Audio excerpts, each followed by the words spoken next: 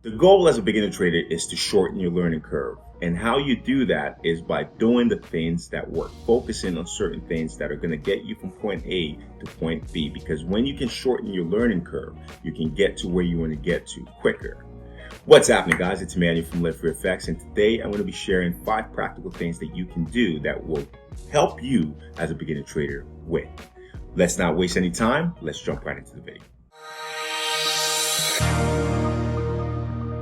As a beginner trader coming into the market, one thing that you want to focus on the most is the mastery of price action. When you first start trading, because you don't understand price action so well, it's okay to use indicators, but you want to graduate over to price action. And when I first started trading, indicators, that was my bread and butter because I didn't understand the trend. I didn't understand the concept of buyers and sellers. The goal is to make progress. Use indicators when you start, but as you're working towards improving and getting better, the goal is to take the training wheels off the bike. Right? As a kid, you're biking, you don't know how to use a regular bike, you have training wheels, and indicators are very much so. So the goal is to get to a point where your chart is just price action. You can tell the story of the market just by looking at the chart. Without having a roadmap, it's very hard to win in life, right? So as a developing trader coming to the market, it's extremely important to have a trade plan and to stick to that trade plan. A trade plan is essentially what gives you your entry criteria, your strategy, how you're going to react, the pairs that you're currently looking at, your risk parameters and stuff like that, right? It essentially lays out the whole process of trading. And as a trader, it's extremely hard to come to the market without knowing the ins and out of your plan, how you are going to interact with the market, because at the end of the day, that is all you can control, right? You can't control what happens in the market, whether price goes up or whether price goes down. So the only thing you can do is how you react and what you do when you come to the market, your game plan, right? Without a game plan, it is extremely difficult to win. So as a new trader, as a developing trader, one of the things that I did for myself that really helped me was having a plan and sticking to it. And this leads us to the next tip, which is backtesting. A warrior who sweats more in training will bleed less in battle.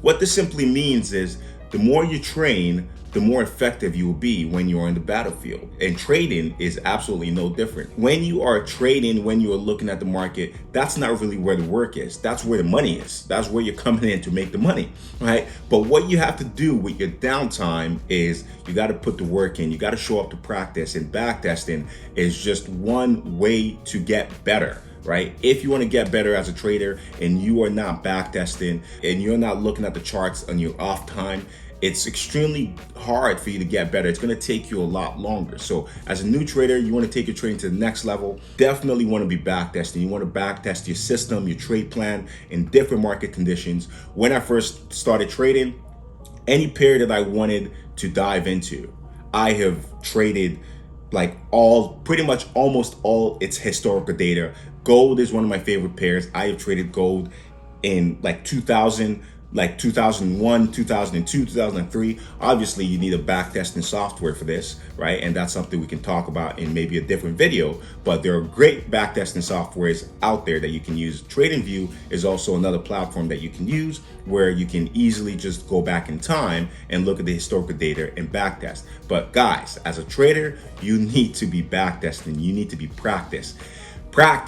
You know, we talking about practice. Yes, we're talking about practice, and it's extremely important because if you are going to win, you need to understand the tools, the edge, and how you figure out your edge is in training. You need to know what you're good at, what you're not good at, what your system is good at, and what market conditions your system will not be able to perform at its peak. The next step is to avoid risking too much of your capital on any single trade. So risk management is key here. As a new trader coming into the game, your objective is not money, right? Not to focus on the money. Your objective is to stay in the game, to observe the game, to gain experience from being in the game. And in the trading world, that's why a lot of traders will recommend risking 1% of your capital in every single trade, because if you lose your entire account off of maybe 2-3 trades, you're out of the game.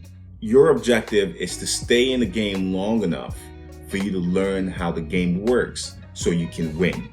So the last tip for today is going to be focused on psychology.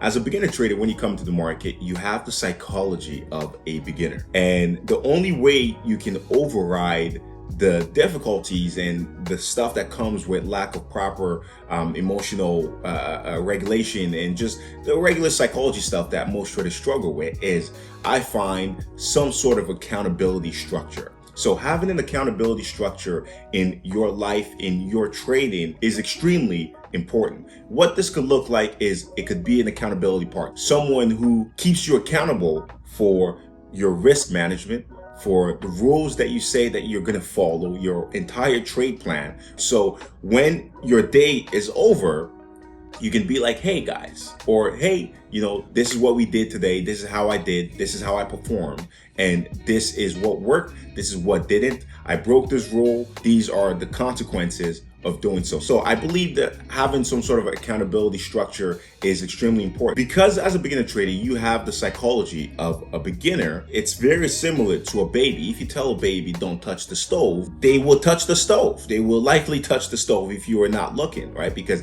they don't understand the consequences of it yet. So because trading requires so much experience, and because as human beings we learn the hard way, rather than you going through the whole process of blowing multiple accounts, right, losing thousands of dollars so you can learn the craft of trading, it's important that you get to a point where you are actually doing the things that you know you should be doing. And having some sort of accountability structure, for me, I found to be extremely important. So, from time to time, I have people in my life who kept me accountable in terms of what I said I would do. So if I'm only risking 2% of my capital, that's what I'm only risking. Having some sort of accountability structure is something that will allow you to stay accountable to the things that you say you're going to do, and just having good people around you, or a good community of traders around you that are going to keep you accountable. Before I leave you, I'm going to give you a bonus tip of the day, because as a beginner trader, one of the things that you're going to struggle with the most is motivation. And in the trading game, you need to be inspired, right? So the tip is stay inspired. And how do you stay inspired, right? In the trading game today, there is a large, there's a discussion between the Lambo traders and the real traders, right? And the guys who are in the market and the guys who are selling a lifestyle. And to me, I say that, to be honest, it doesn't matter, right? Where you draw your inspiration from does not matter, because a lot of those, when I was coming up, there weren't as many people who just focused on just giving you the game, talking about the craft of trading, right? A lot of the traders that I looked up to, they weren't necessarily helping me to change my trading or giving me the ins and out like I'm doing here. But what they were showing me was the life that I wanted, right? So I kept pushing because I said I wanted to get to this certain point. And what I even did is I connected with some of these traders, and we went out, we partied, and I was still working my day job at the time. So I'm like, going to work, realizing that there's a whole different ball game. There's a whole different way of life out there. People are living, people are able to go out and spend this amount of money. What I just made in a month, they're spending it in one night. So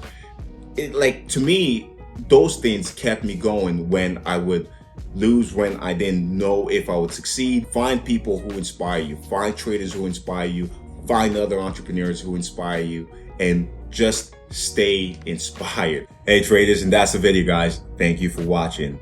Hope you found this video insightful. It's also important to know that, hey, whether you're a beginner trader, whether you're a seasoned trader, the only separating factor is the work that you put in, right? From getting to point A to point B to point C, that's what it's going to take. So if you're someone who is willing to do what is necessary to put in the work, right, success is inevitable for you. Name's Emmanuel from LiveFree FX. Thank you for watching. I'll be seeing you on the next video.